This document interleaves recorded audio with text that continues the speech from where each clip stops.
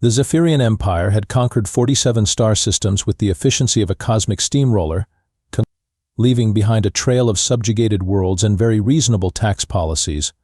Emperor Vextar, whose name literally translated to "he who makes others regret their life choices," sat upon his obsidian throne reviewing the latest intelligence reports with the casual interest of someone shopping for bathroom tiles. "What have our scouts discovered about this Earth system?" he rumbled, his 4 eyes glowing with the confidence of someone who had never met a problem that couldn't be solved by pointing bigger guns at it. Fleet Commander Krill Knox, a seasoned warrior whose battle scars formed an intricate roadmap of galactic conquest, activated the holographic display with a dismissive gesture. "My lord. My lord. Our analysis is complete. These humans appear to be laughably primitive. Their military communications show leaders in elaborate costumes covered in small metal decorations, clearly ceremonial rather than practical. They appear to conduct their warfare through formal meetings and paperwork." The War Council erupted in chittering laughter as footage played of human generals in dress uniforms, but shaking hands and saluting with what the Zephyrians interpreted as quaint ritualistic behavior. Emperor Vextar's mandibles clicked in amusement as he watched a particularly formal ceremony involving a ribbon cutting. "Look at them," sneered Admiral Zork-Thol. "They conduct military operations with scissors and colored fabric. Their weapons appear to be primarily decorative swords worn at the hip. I've seen more threatening behavior from Altarian flower arrangers." Krill Knox nodded sagely. "Our xenobiologists confirm they're soft-skinned, carbon-based life forms with minimal natural defenses. Their planet appears to be defended by vessels that spend more time in parades than combat. A single battle cruiser should be sufficient to secure their complete surrender." Emperor Vextar's smile could have curdled milk across 3-star systems. "Excellent. Krill Knox, take a modest force, say, 12 ships, and accept their inevitable surrender. I expect to be reading their terms of submission before the next lunar cycle. Try not to damage their infrastructure too badly. I hear they have interesting architectural styles." Meanwhile, on Earth, in a classified bunker buried so deep it had its own weather system, a very different conversation was taking place. General Patricia Stonewall, Harrison, Earth's actual military commander, reviewed the same intelligence reports with the expression of someone who had just discovered their child had been using permanent marker on the walls. "So," she said slowly, "alien invaders are coming, expecting to meet our military leadership based on formal ceremonies and dress parades they've observed." She paused, a smile creeping across her face that would have made sharks nervous. "Well, we certainly can't disappoint them, can we?" Her aide, Colonel Marcus Webb, shifted uncomfortably. "Am, surely you're not suggesting—" "Oh, I absolutely am," Harrison interrupted. "Get me the Department of Unconventional Warfare. It's time to dust off Project Bedlam." In a facility that officially didn't exist, located in a place that definitely wasn't Nevada, the Earth's most unusual military minds were being briefed on humanity's greatest diplomatic challenge. The conference room looked like a cross between a Pentagon briefing room and a psychiatric evaluation center, which was entirely appropriate given the personnel assembled. General Murphy Mad Dog O'Malley slouched in his chair with the relaxed posture of someone who had once convinced an entire Somali pirate fleet to escort humanitarian aid convoys by claiming their ancestors would haunt them if they didn't. His uniform was technically regulation, if you ignored the fact that every medal had been replaced with bottle caps from different countries, and his name tag read, "Hello. My name is your worst nightmare, but please call me Murphy." So Murphy drawled in his thick Boston accent, "We've got space aliens coming who think we're all proper military gentlemen." That's adorable. Did anyone tell them I once ended a 3-week siege by challenging the enemy commander to a dance-off? Colonel Betty Bulldozer Washington, who had gotten her nickname after literally bulldozing through a peace negotiation by challenging the mediator to increasingly ridiculous arm wrestling contests until both sides agreed to anything just to make her stop, cracked her knuckles menacingly. I like it. Nice and simple. How many of them are there? Intelligence suggests approximately 12 ships with standard invasion protocols, replied the briefing officer, who had drawn the short straw for this assignment and was beginning to regret his career choices.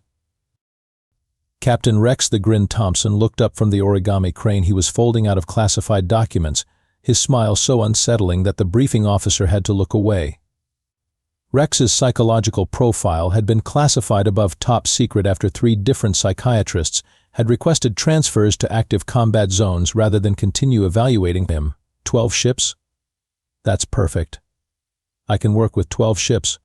Do we know if they have a sense of humor? Sir, they're an alien invasion force. That's not what I asked. Rex's smile somehow became more pronounced, which should have been mathematically impossible. Major Luna Looney Tunes Martinez bounced in her seat with the energy of someone who had once solved a hostage crisis by teaching the perpetrators to salsa dance, then convinced them to surrender by promising to choreograph their court appearances. Ooh. Can we use the interpretive dance protocols? I've been working on a new routine about interstellar friendship that involves controlled explosives and really speaks to the human condition. Commander Jake Jester Park, whose personnel file was written entirely in crayon and included 17 separate recommendations for both court-martial and Medal of Honor, often simultaneously raised his hand. Question: are we trying to actually win this, or are we trying to make them regret every life choice that led them to our solar system? General Harrison, who had been watching this exchange with the expression of a parent at a particularly chaotic birthday party, cleared her throat. Gentlemen, ladies, and Jake, let me be clear about our objectives. These aliens have studied our formal military protocols and expect to encounter professional, predictable opponents. They have superior technology and significant numerical advantages in a conventional engagement. She paused for effect. Therefore, we will be absolutely anything except conventional. Your mission is simple: convince them that humanity is too psychologically dangerous to be worth conquering. I want them to leave our solar system and never, ever come back. Murphy grinned. So, Standard Tuesday then? Exactly. Now they're expecting to meet with our senior military leadership for formal negotiations. Murphy, you'll be our Supreme Commander. Betty, you're our Chief of Strategic Operations. Rex, you're our Director of Interstellar Relations. Luna, you're our Cultural Liaison. And Jake. She paused. Jake, you're our Morale Officer. What's my actual rank? Jake asked, still coloring. Jake, your rank is Jake. Don't worry about it. The group exchanged glances, and the briefing officer realized he was witnessing either the most brilliant military strategy in human history or the most elaborate practical joke ever conceived. Possibly both. Any questions? Harrison asked. Rex raised his hand, still smiling. Just one. When they arrive, should we pretend to be normal humans first, or should we start with the psychological warfare immediately? Oh, Rex, Harrison replied, we're going to be so aggressively normal that they'll beg us to start the psychological warfare. The Zephyrian fleet dropped out of hyperspace with the precision of a well-oiled military machine, their dark ships arranging themselves in a perfect intimidation formation around Earth's moon. Fleet Commander Krillnox stood on his bridge, surveying the primitive blue planet below with the satisfaction of a job already completed. Scan for defensive installations, he ordered crisply. Sir, reported his tactical officer, we're detecting unusual readings. The humans appear to have decorated their orbital platforms with colored lights. Many of them are blinking? Probably some form of primitive communication system. Have they responded to our presence? Actually, sir, yes, we're receiving a transmission now. The main view screen flickered to life, revealing what appeared to be a human military officer sitting behind a desk that was definitely not regulation. Given the small potted plant, the coffee mug shaped like a cat, and what appeared to be a lava lamp. The human was smiling with the kind of enthusiasm typically reserved for lottery winners or people who had just discovered free ice cream. Greetings, friends from the stars. the human announced cheerfully. "I'm Supreme Commander Murphy O'Malley, and on behalf of the entire Earth Defense Force, I'd like to extend a warm welcome to our solar system. We've been absolutely dying to meet you." Krill Knox blinked his 4 eyes in sequence, which was the Zephyrian equivalent of a double take. "This is Fleet Commander Krill Knox of the Zephyrian Empire. We have come to accept your surrender and integrate your system into our—" "Oh, that's wonderful," Murphy interrupted, clapping his hands together. "It's a formal first contact ceremony. We've prepared a special diplomatic dinner in your honor aboard our flagship. It's going to be fantastic. We've got entertainment, cultural exchanges, and I've personally prepared a presentation on human military history that I think you'll find absolutely fascinating." What? "The invitation is already being transmitted to your ships. Dinner starts at 1900 hours ship time. Dress code is festive formal Al. That means your best ceremonial gear, but with a fun twist. We're so excited to share our culture with you." The transmission ended, leaving Krill Knox staring at a blank screen with the expression of someone who had just been invited to their own execution via a greeting card. "Sir," his communications officer reported hesitantly, "we're receiving detailed dining instructions, including dietary restrictions, seating arrangements, and is this a recipe for something called friendship punch?" Krill Knox considered his options. He could blast the human fleet into component atoms, but that would deny him the intelligence-gathering opportunity of observing their military leadership up close. Besides, how dangerous could a dinner party be? 3 hours later, Krill Knox would reflect that this was the exact moment when everything went horribly, wonderfully wrong. The human flagship turned out to be a converted cruise ship that had been hastily militarized, complete with a dining hall that looked like someone had let a party planner loose in a weapons depot.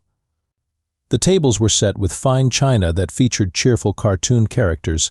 The centerpieces were arrangements of flowers and small explosive devices, and someone had hung a banner reading "Welcome to Earth. Please don't invade us, but if you do, can we be friends anyway?" Krill Knox and his officers were greeted at the airlock by a human woman built like a battle tank wearing what appeared to be a formal military uniform decorated with sequins. "Welcome aboard." Colonel Betty Washington boomed, her handshake threatening to reorganize Krill Knox's bone structure. "I'm Betty, your cultural liaison for this evening. I hope you're ready for some serious diplomatic relations." Before Krill Knox could respond, he found himself being escorted to a table where Supreme Commander Murphy was holding court, regaling a mixed group of human officers and confused-looking aliens with what appeared to be a war story. So there I was, completely surrounded by enemy forces, nothing but a rubber duck and a very determined attitude, Murphy was saying with complete sincerity. "But here's the thing about psychological warfare. It's not about what you can do, it's about what they think you might do. So I activated my duck." "Your duck?" asked a Zephyrian lieutenant, clearly struggling to follow the narrative. "Oh yes, never underestimate the tactical applications of waterfowl," Murphy nodded sagely. "The enemy commander took one look at my duck deployment and immediately ordered a full retreat. Saved us all a lot of paperwork." Krill Knox slowly realized that he was witnessing either the most classified military briefing in human history or the most elaborate psychological operation ever conceived. Possibly both. That's when Captain Rex Thompson appeared at his elbow with a smile that could have been registered as a Class 3 hazardous material. "Commander Krill Knox, welcome to Earth's diplomatic tradition. I'm Rex, and I'll be your interstellar relations specialist this evening. Can I interest you in some friendship punch? It's made with traditional Earth ingredients and absolutely nothing that could be considered a mild neurotoxin to carbon-based life forms." Krill Knox accepted the cup with growing concern, especially when he noticed that the liquid was glowing slightly and appeared to be moving independently of the container. "This is traditional?" he asked carefully. "Oh, absolutely," Rex replied, his smile never wavering. "We serve it at all our diplomatic functions. It's perfectly safe for most oxygen-breathing species. Probably. But by the time Major Luna Martinez had finished her interpretive dance presentation on the joy of interstellar friendship, which involved pyrotechnics and what appeared to be a live raccoon, Krillnox was beginning to suspect that humanity's military leadership was either brilliant beyond comprehension or completely insane. The fact that he couldn't determine which was starting to keep him awake at night. Emperor Vextar received Krillnox's report while enjoying his morning meal of conquered worlds and broken dreams, served with a light plasma sauce. The transmission began normally enough with standard military protocol and proper subjugation procedures, but quickly devolved into what could only be described as a fever dream narrated by someone who had been recently concussed. My lord, Krillnox's image flickered on the communication screen, his usually pristine uniform somehow decorated with what appeared to be glitter and small Earth flags. But I must report that the humans are not what we expected. Explain, Vextar commanded, noting that his fleet commander appeared to be developing a nervous twitch. They invited us to a diplomatic dinner, my lord. A trap, obviously, so we attended to gather intelligence on their command structure. Krillnox paused, staring off camera at something that was apparently moving independently. Their supreme commander claims to have won 17 separate conflicts using only psychological warfare and household items. He spent 3 hours explaining how he once convinced an entire enemy fleet to surrender by pretending his radio static was the voice of their ancient god of accounting. Vextar's mandibles clicked impatiently. Obviously fabricated war stories designed to intimidate you. Did you gather actual intelligence? Sir, their chief of strategic operations challenged me to an arm wrestling contest to determine diplomatic hierarchy. When I won, she declared it was best 2 out of 3. When I won again, she changed it to best 3 out of 5. When I won that round as well.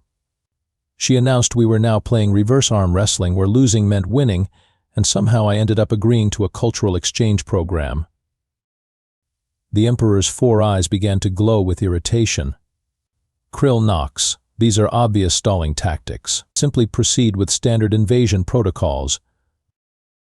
My lord, their director of interstellar relations hasn't stopped smiling for 6 hours. I checked with our xenobiologist that's not physically possible for their species without significant muscle damage, but he shows no signs of distress. He keeps offering everyone friendship beverages that our scanners indicate are mildly toxic to our physiology, but he presents them with such enthusiasm that 3 of my officers actually drank them. Vextar leaned forward menacingly. Are you telling me that you've been defeated by party refreshments? Sir, their cultural liaison performed something called interpretive dance that our tactical computers classified as either a mating ritual, a declaration of war, or a recipe for baked goods, possibly all 3 simultaneously, and their morale officer. Krillnox shuddered. He's been following my security detail around asking if they want to make friendship bracelets while humming what appears to be a song about the tactical advantages of being nice beer and to people. The Emperor rose from his throne, causing the temperature in the room to drop several degrees. Fleet Commander Krillnox, you are describing humans as if they were some sort of advanced psychological warfare specialists rather than the primitive creatures our intelligence indicated. Sir, I'm beginning to suspect our intelligence was wrong. Very, very wrong. Their Supreme Commander just invited our entire fleet to participate in something called a trust-building exercise that involves sharing personal fears and group hugging. When I declined, he looked disappointed and asked if we could at least try the friendship handshake workshop. Emperor Vextar terminated the transmission with more force than was strictly necessary, causing his communication console to emit a small puff of smoke. His war council exchanged nervous glances as their leader paced the length of the throne room with the deliberate steps of someone contemplating extreme violence. Clearly, he announced finally, Fleet Commander Krillnox has suffered some form of mental breakdown from prolonged exposure to human friendliness. This is obviously a sophisticated form of chemical warfare designed to incapacitate our forces through aggressive hospitality. Admiral Zork Thol, whose impressive collection of battle scars had earned him the nickname "He who makes enemies regret their ancestry," stepped forward. "My lord, perhaps we should consider the possibility that—" "That what?" "That a species that decorates their military installations with colored lights has developed psychological warfare techniques sophisticated enough to confuse our most experienced commanders." "Ridiculous." Vextar's tail lashed with annoyance. "No, this is clearly some form of defensive mechanism designed to delay our inevitable victory. Zork Thol, take the elite battle fleet and resolve this situation properly. I want those humans conquered, not whatever this is." "Yes, my lord." "Should I avoid diplomatic contact?" "Absolutely not. Meet with their leadership, accept their surrender, and bring me Krillnox for psychological evaluation. And Zork Thol, try not to get invited to any parties." Meanwhile, aboard the human flagship, Earth's diplomatic corps was receiving reinforcements. The conference room had been redecorated with what appeared to be a combination of military precision and the aesthetic sensibilities of a children's birthday party planner having a nervous breakdown. Major Luna Looney Tunes Martinez was briefing the newcomers while simultaneously juggling what appeared to be 3 different colored smoke grenades. "Okay, people, we've got incoming reinforcements, a whole fleet this time. That means we get to scale up our cultural exchange program."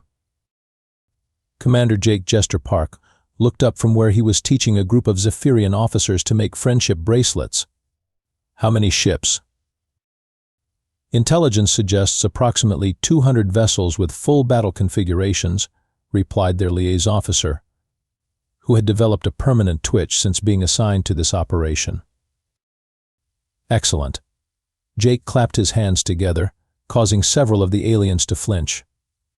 "I've been working on a new group activity that I call Cosmic Trust Falls. It's designed to build interspecies cooperation through the universal language of controlled falling." General Murphy looked up from where he was apparently writing what appeared to be either a military strategy or a cookbook. 200 ships? Perfect. I've got a story about the time I convinced an entire armored division to switch careers and become professional dancers. It's got everything: tanks, Tutus, and the transformative power of believing in yourself. Captain Rex Thompson's smile somehow became more pronounced, which several xenobiologists would later determine was theoretically impossible. "I'll prepare the advanced friendship beverages, the ones with the extra glitter." Colonel Betty Washington finished her arm wrestling match with a Zephyrian security officer, score, Betty 47, Alien 0, and turned to the group. "All right, people, we've got a whole fleet coming in. That means we need to be ready for some serious diplomatic relations. I'm talking Olympic-level cultural exchange here." The liaison officer cleared his throat nervously. Shouldn't we be concerned about the increased military threat?" The entire room turned to look at him with expressions ranging from mild confusion to outright pity. "Threat?" Murphy asked gently. "Son, these aren't threats. These are opportunities for friendship that just happen to be heavily armed." Admiral Zork Thol's elite battle fleet arrived in the Sol system expecting to find the scattered remains of Krillnox's forces and a properly subjugated human civilization. Instead, they encountered what could only be described as organized chaos with a diplomatic theme. The first indication that something was seriously wrong came when their navigation systems detected that every piece of space debris in the outer system had been somehow arranged into smiley faces. Not just a few scattered pieces, the entire asteroid belt had been reorganized into a series of cosmic emoticons that were visible from several light-years away. "How?" Zork Thol asked his tactical officer with the deliberate calm of someone trying very hard not to scream. "Did they move an entire asteroid belt?" "Sir, our scans indicate they used a combination of gravity manipulation, controlled explosions, and what appears to be interpretive dance choreography. The debris patterns follow the rhythm of something called the Macarena." Before Zork Thol could process this information, his communications officer looked up with the expression of someone who had just discovered their entire worldview was a lie. "Sir, we're receiving a transmission from the human fleet. It's singing. The main screen activated to reveal Supreme Commander Murphy O'Malley, apparently conducting what appeared to be a full military chorus. The song was something about friendship and cooperation, but delivered with the precision and intensity of a battle hymn. Behind him, other human officers were providing backup vocals while simultaneously operating what appeared to be military equipment decorated with ribbons and small bells. "Greetings, Admiral Zorkthol," Murphy called out cheerfully as the song concluded. "Welcome to the Sol System Cultural Exchange Zone. We've been expecting you." "This is Admiral Zorkthol of the Zephyrian Elite Battle Fleet," he replied with as much dignity as he could muster. "I demand the immediate surrender of—" "Oh, excellent. A formal military introduction. We love those," Murphy interrupted enthusiastically. "We've prepared a special welcome ceremony for your entire fleet. Each of your ships will be assigned a human cultural liaison for personalized diplomatic relations." Zorkthol watched in growing horror as human vessels began emerging from what appeared to be hiding spots throughout the system. But these weren't the crude military craft his intelligence had described. These were ships that had been decorated with what could only be described as aggressive cheerfulness. Bright colors, flashing lights, and what appeared to be loudspeakers playing a mixture of death metal and children's lullabies. "Sir," his sensor operator reported faintly, "the human ships are following us. And they're playing music. Really, really loud music." Indeed, each of the 200 Zephyrian vessels now found itself being escorted by a human ship broadcasting what appeared to be a personalized musical selection. Zorkthol's own flagship was being serenaded by something that sounded like a combination of funeral dirges and birthday party songs, performed by what appeared to be a military marching band having an emotional breakdown. "This is psychological warfare," he announced to his bridge crew. "Clearly, the humans are attempting to break our morale through sensory overload and aggressive hospitality." "Sir," his communications officer called out over the music, "we're receiving individual invitations from each human ship. They want to know our favorite colors, preferred entertainment genres, and dietary restrictions. They're also asking if anyone has allergies to glitter." "Glitter?" "Mill." "Yes, sir. Apparently it's a crucial component of their diplomatic protocols." That's when Captain Rex Thompson's face appeared on every screen throughout the fleet simultaneously, his smile somehow visible from 17 different angles at once. "Attention, friends from the Zephyrian Empire," Rex announced with the enthusiasm of someone who had just discovered the cure for sadness. "Welcome to Phase 2 of our interspecies cultural exchange program. We've prepared a fleet-wide friendship activity designed to promote understanding and cooperation between our peoples." Zorkthol felt a chill run down his spine. "What kind of activity?" "Cosmic hide and seek," Rex announced cheerfully. "The rules are simple. We hide, you seek, and whoever finds the most friendship wins. The game starts in 5 minutes, and remember, the goal is to have fun and make new friends." Before Zorkthol could respond, every human ship in the system simultaneously vanished. Not just from visual sensors, they had somehow disappeared from all forms of detection while continuing to broadcast their cheerful music directly into the Zephyrian ships' communication systems. "Sir," his tactical officer reported with the voice of someone whose training had not prepared him for this situation, "they're gone. All of them. But we can still hear them singing." "Find them," Zorkthol commanded. For the next 6 hours, the elite battle fleet of the Zephyrian Empire found itself engaged in the most sophisticated game of hide and seek in galactic history. The human ships would appear without warning, wave cheerfully, deliver personalized friendship messages, and then vanish again before the Zephyrians could respond. The music never stopped, but it evolved, becoming more complex, more personal, as if each ship was being serenaded by a composer who had studied their deepest fears and highest hopes. The breaking point came when Major Luna Martinez appeared on Zorkthol's personal communication screen, somehow broadcasting from what appeared to be the inside of his own ship's ventilation system. "Surprise," she announced, detonating what appeared to be a confetti bomb. time for the trust-building portion of our program. Everyone join hands and share something positive about your day. Zork-Thul looked around his bridge to find his officers actually joining hands with human personnel who had somehow materialized without triggering any alarms. Commander Jake Park was in the corner, apparently teaching his weapons officer to make friendship bracelets while humming something that sounded suspiciously like a lullaby version of their national anthem. "How?" Zork-Thul whispered. "Are you on my ship?" "Oh, that's easy," Luna replied cheerfully. "We used interpretive dance to express our desire for friendship so powerfully that the universe itself decided to help us out. Isn't that wonderful?"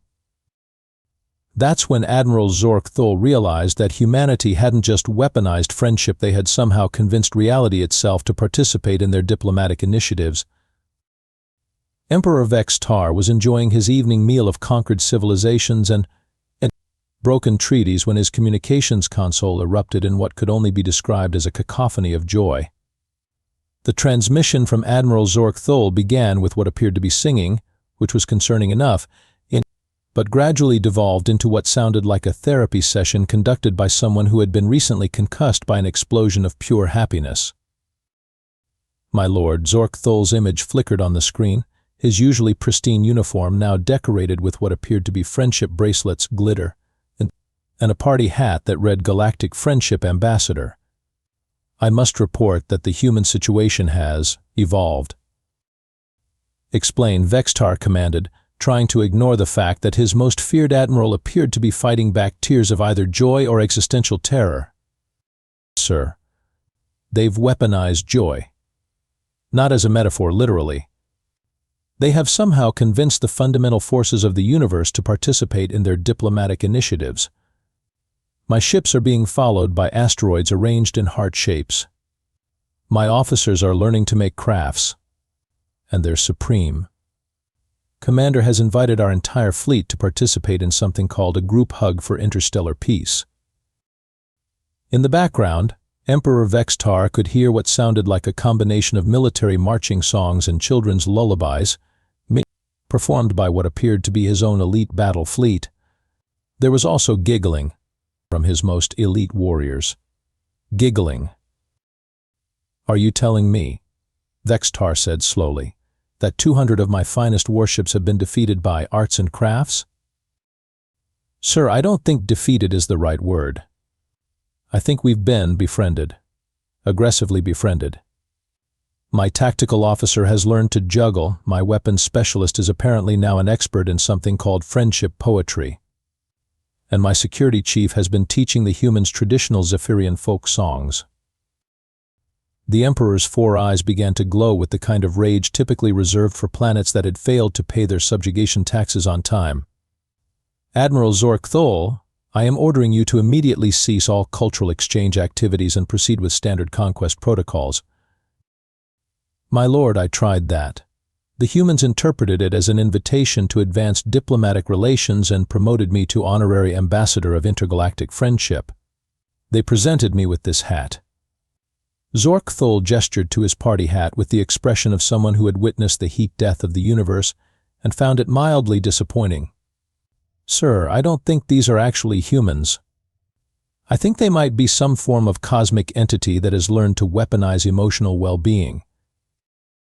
"That's ridiculous," Vex-Tar snarled, though his voice lacked its usual conviction.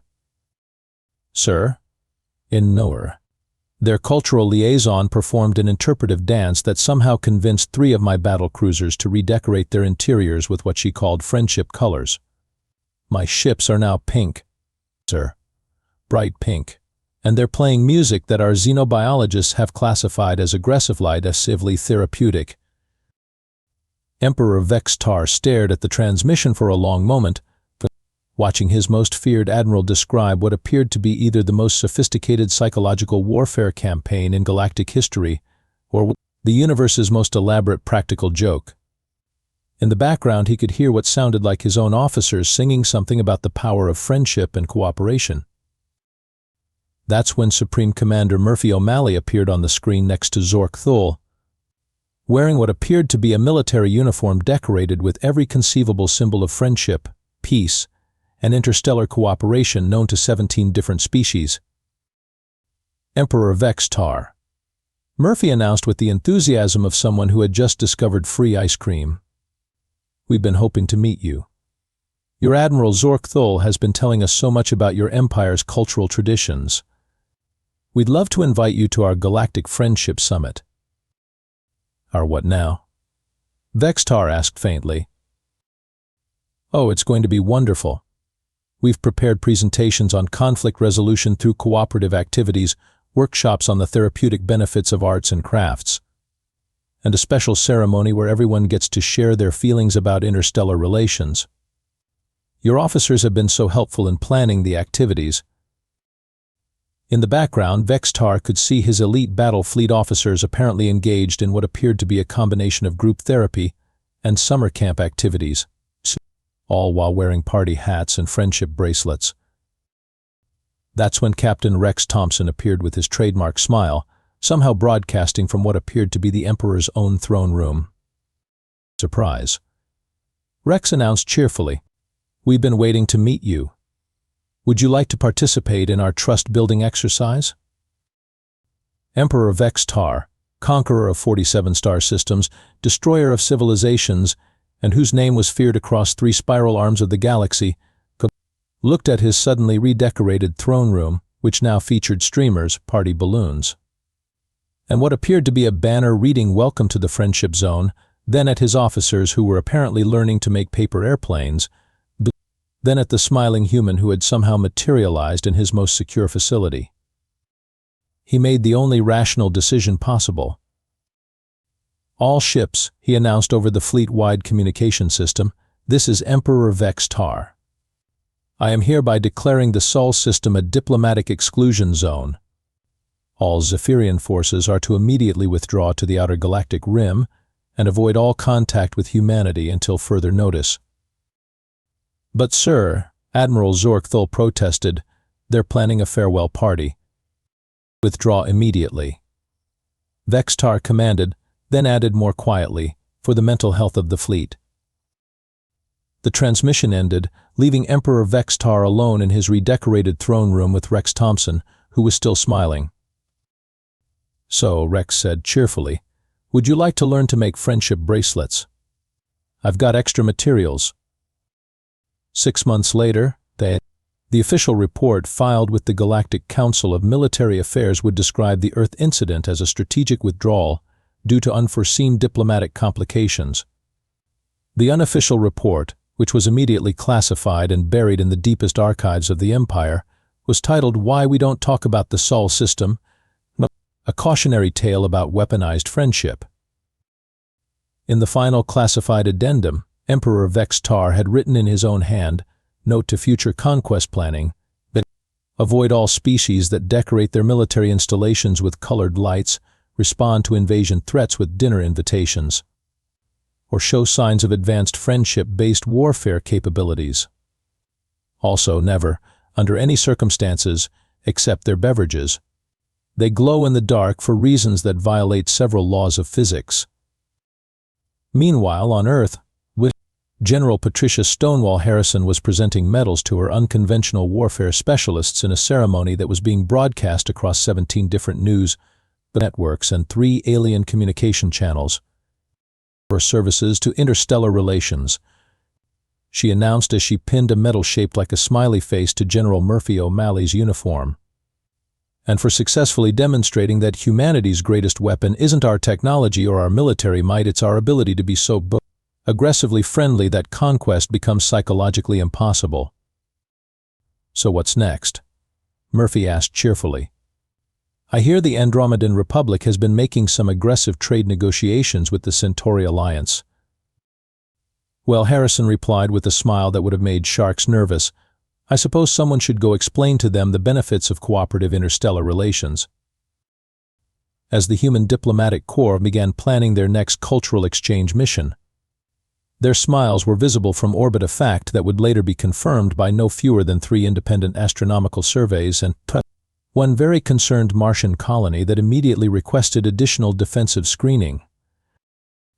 In the classified files of Earth's Department of Unconventional Warfare, a single notation was added to the mission report: objective achieved.